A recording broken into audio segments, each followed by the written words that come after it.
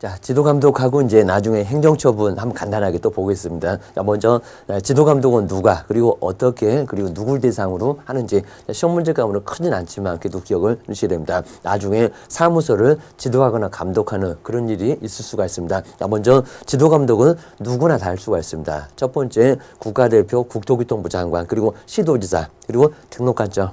대신에 이제 우리 대도시시장만 여기에 지금 좀 빠진다는 것만 기억을 잘 해주시면 될 것 같습니다. 그 다음 이제 두 번째가 누굴 대상으로 할까요? 게입니다. 종업원은 대상으로 할까요? 안 할까요? 게입니다. 종업원 대상은 하지 않습니다. 왜요? 사장님이 있으니까. 먼저 첫 번째 개업 공인중개사. 그런데 무등록도 역시 할 수가 있습니다. 행정처분 전에 그입니다. 거리정보사업자도 1학년 일반이나 나머지 500이나 지정취소 이런 게 있으니까 할 수 있고요. 그다음 이제 공인중개사 협회도 가능합니다. 꼭 될 것 같은데 소속 공인중개사 중개보조 임원이나 사원 자, 이런 사람은 지도감독 대상이 아니라는 거.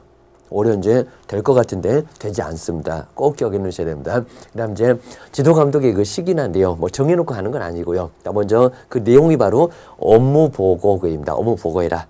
자료 제출, 자료 내라기입니다. 그다음 이제 사무소에 이제 또 들어와서 여기는 간단한데 여기 이제 사무소 막 출입합니다. 출입해서 조사나 검사를 할 수가 있습니다. 그다음 이제 이것도 요건이 있습니다. 아무 때나 하면 우리도 불안하니까입니다. 먼저 거래 동향을 파악하거나 그다음에 위법 행위를 확인하거나 행정처분 필요한 경우에 그런 경우에 할 수가 있다는 겁니다. 옛날에는 등록 기준, 지정 기준이 있었습니다. 그런 걸 다 뺐다 기억하셔야 됩니다. 제재가 있습니다. 감독명령이 막 불응했을 때에는 우리는 업무 정지를 우리가 제재가 훨씬 더 큽니다. 근데 거리정보사업자는 공인중개사협회나 여기다 문 닫아라 그러면 우리가 나중에 손해를 볼 수가 있습니다. 여기는 500만 원 이하의 과태료. 망이 안 돌아가니까 공제에 가입하기도 어려우니까 그런 일 때문에 때리고 싶어도 업무 정지를 때리고 싶어도 때릴 수가 없습니다. 대신에 금액이 크게 때릴 거야 500, 100이 아닙니다. 과태료 게을러 갖고 그렇게 보고 있습니다. 그 다음에 행정처분도 자격주소 꼭 주의하시고 자격주소 딱 4가지입니다. 부양정지면 징역. 부정한 방법으로 공인중개사 자격을 취득했을 때 저렇게 컨닝으로 합격했을 때 동그라미 넣으시고요. 그리고 양도. 바로 양도 대역입니다. 다른 사람한테 성명을 사용해서 중개업무를 하게 하거나 요 문장만 갖고도 양도 맞냐고 맞습니다. 그리고 자격증을 양도 대여했을 때 문제 삼고요. 그리고 정지 먹고 왜 중개업합니까? 자격 정지 처분을 받고 그 정지 기간 중에 바로 중개 업무를 수행했을 때 정지 먹으면 안 해야 되겠잖아요. 근데 한다. 그러면 가서 빼앗아와. 여기는 커봐야 6개월인데 그것을 못 참냐고 자격증 빼앗기면 3년 동안 시험 정도 못 갑니다. 그 정도로 큰 제재가 있고요. 가로에 보실까요? 그냥 소속만 돼 있어도 다른 개업공사의 소속 공인중개사 중개보조법인의 임원이나 사원이 그냥 되는 경우도 이것도 문제를 삼겠다는 겁니다. 그리고 꼭 이 법입니다. 저 법은 다 빼놓고요. 이 법을 위반해서 또 벌금이 아닙니다. 징역형을 선고받았을 때 부양, 정지, 징역 기억해 두셔야 됩니다.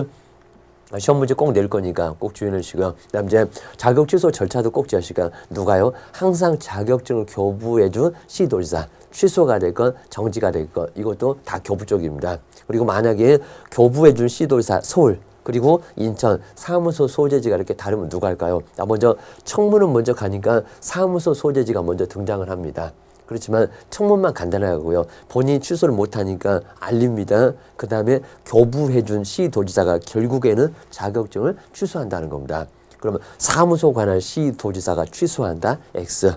그 다음에 교부해준 시도지사가 청문한다. 그것도 X. 주의하셔야 됩니다. 그 다음에 청문 열흘 전까지 이 숫자 열심히 생각해라. 예전에 시험 문제 많이 냈었고요. 열흘 전까지는 청문서가 도달돼야 그 열흘 동안 열심히 지금 취소당하니까요. 생각하지 않겠습니까? 바로 행정절차법에 나와 있어요. 주의하셔야 됩니다. 그리고 자격증 반납입니다. 얼마 만에 이제 10이라고 많이 헷갈립니다. 여기는 일주일 기억하셔야 됩니다. 반납해야 되고요. 안 하면 100만 원 이하 과태료를 또 얻어맞습니다. 그다음 이제 보고. 근데 보고는 취소만 그렇습니다. 여기 정지 아닙니다. 자격 취소했을 때 동네방네 자격증 빼앗겼대요. 5일 이내 국토교통부 장관한테 보고 그리고 다른 시도지사한테 뭐 합니까? 통지를 하게 돼 있다는 겁니다. 자, 그러면 열흘, 7일 그리고 5일 자, 요 숫자가 정말 많이 혼란스러우니까 꼭 주의하십시오. 많이 시험 문제 냈었다. 기억하셔야 됩니다. 자격정지는 이 별표까지도 시험 문제 나오고 있으니까요. 자격정지는 소속 공인중개사 그리고 꼭 해야 되는 게 아니라 할 수 있다. 소인들은 이렇게 앞글 짜놨습니다. 먼저 둘 이상의 중개사무소에 소속됐을 때, 양다리 거쳤을 때, 그러니까 별표도 6개월로 크게 얻어맞을 수밖에 없습니다. 뭐 중개월 물란하게 하는 거니까. 그리고 왜 등록 안 하냐? 인장 등록을 하지 않거나 등록하지 아니한 인장을 막 사용했을 때, 그래도 별표는 3개월 정도밖에는 아니고. 그리고 성실 정확하게 중개대사물에 확인 설명을 하지 않거나 근거 자료를 제시하지 않았을 때 별표 크진 않고 6월. 소인들은 확인 그랬습니다. 확인이 하나 더 나옵니다. 확인 설명에서 이름 쓰고 도장과 작성, 교부, 보존 그거는 의무가 없습니다. 서명 및 날인을 하지 않았을 때 그래도 별표는 3개월로 그렇게 크진 않고 거리계약서도 서명 및 날이 이름 쓰고 도장과 이런 정도는 3개월로 크진 않습니다. 자, 대신에 거짓은 아주 큽니다. 거짓. 왜요? 다운계약서, 업계약서, 탈세 조장한다고 합니다. 거래 금액 등 거래 내용을 거짓으로 기재를 하거나 서로 다른 둘 이상의 거래 계약서를 작성했을 때 별표가 얼마라고요? 6월 이렇게 하셔야 됩니다. 그 다음에 금쟁이 하지 말아라. 하지 말라고 했는데 계속 들이댔습니다. 별표가 클 수밖에 없죠. 6월로 큽니다. 자, 금쟁이 7개 모두입니다. 매매, 알면, 초과판단, 1학년 일반. 그리고 정서 3학년 위반입니다. 직접 쌍방한테 투기하면은 금지행위인데 그건 모두 다 별표 6개월 하나씩 시험 문제를 6월이냐 3월이냐 시험 문제 자꾸 내고 있으니까요. 기억을 꼭 하셔야 됩니다. 그리고 이제 자격정지 무엇일까요? 우리 등록관청 취소는 아니었습니다.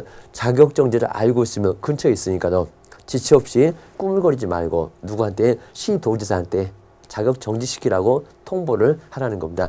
등록관청이 고자질하는구나. 기억하셔야 됩니다.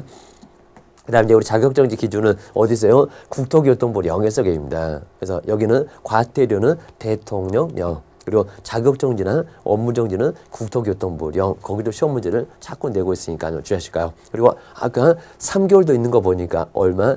2분의 1 안에서 동기라든지 이런 걸 참작해서 2분의 1 안에서 3분을 바꾸면 안 됩니다. 안에서 가중, 감경할 수가 있는데 그렇다고 6개월 넘어가면 될까요? 안 될까요? 그건 아니고. 그죠? 6개월을 넘어가는 건 아니고 그입니다. 한번 기억해 주셔야 됩니다. 그 다음 이제 우리 등록 취소에서도 한번 주의하실까? 우리 등록 취소는 이거 무조건 나옵니다. 절대죠. 정말 절대적으로 시험 문제가 나옵니다. 정량, 결사, 소등, 최근, 거짓 이렇게 앞걸 짜서 놓으셔야 됩니다. 자, 먼저 사망했습니다. 청문도 못하게 됩니다. 아까 결사할 때 사합니다. 그리고 최근 거짓할 때 거짓 그 밖에 부정한 방법으로 등록했을 때 자격증 위조에다가 등록받았을 때 빼앗아 올 수밖에 없죠. 3학년 위반으로 볼 수밖에 없죠. 결사할 때 결격사에 해당됐을 때에는 등록을 무조건 빼앗아 오라는 겁니다. 소등 나란히 나옵니다. 이중소소 그리고 개설 등록 소등 했을 때 불 껐다고는 소등 여기도 무조건 빼앗아 와게 됩니다. 그리고 등록증 양도되어 아까 정량할 때 정량 이럴 건데 양도되어도 빼앗아 와야 됩니다. 그 다음 이제 업무 정지 기간 중에 중개업 만나고 그래서 정지할 때 정량 그입니다. 주의하셔야 됩니다.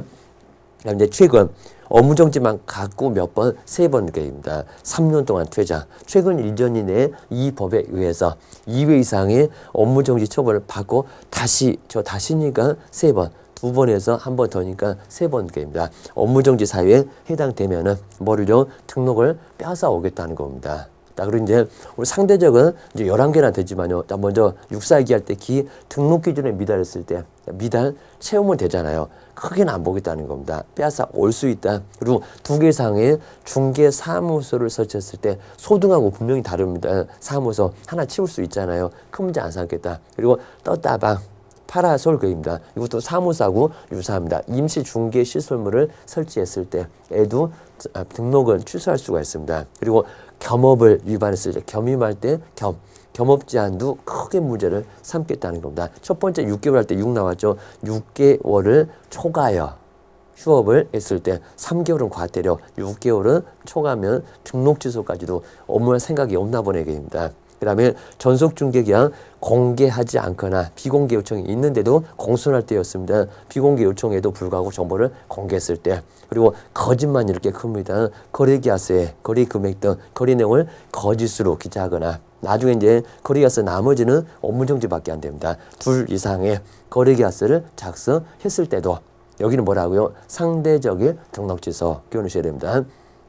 그다음 이제 공손할 때 손 보실 건데 손해배상 책임을 보장하기 위한 조치를 보증 설정을 이행하지 않고 업무를 했을 때 그리고 거금할 때 금지 행위입니다. 매매하면 초과한다. 나머지도 모두 마찬가지입니다. 증서까지도 모두 금지 행위는 등록 취소를 할 수가 있습니다. 거기다 이제 최근 1년 이내 횟수가 더 많습니다. 3회 이상 업무 정지 꼭 과태료가 나와야 된다. 과태료 처분을 받고 다시 또다시 그러니까 4번입니다. 업무정지 또는 과태료의 처분을 받아서 총 다 해서 4번 됐을 때 업무정지만 갖고 3번, 업무정지만 갖고 4번 아니고요. 업무정지는 2번부터 시작을 해요. 그다음 이제 이상한 법, 독점 규제 및 공정거래에 관한 법률 위반에서 시정조치나 과징금에 관한 처분을 2년, 여기 2년이라 봅니다. 욕하고 쳐다봅니다. 2년 이내에 2회 이상의 처분을 받게 되면 등록 취소를 내릴 수가 있다는 겁니다. 일요일 영업하지 맙시다. 회원사만 같이 어울립시다. 그런 소리 하게 되면 문제를 삼더라는 겁니다. 기억을 꼭 하셔야 됩니다.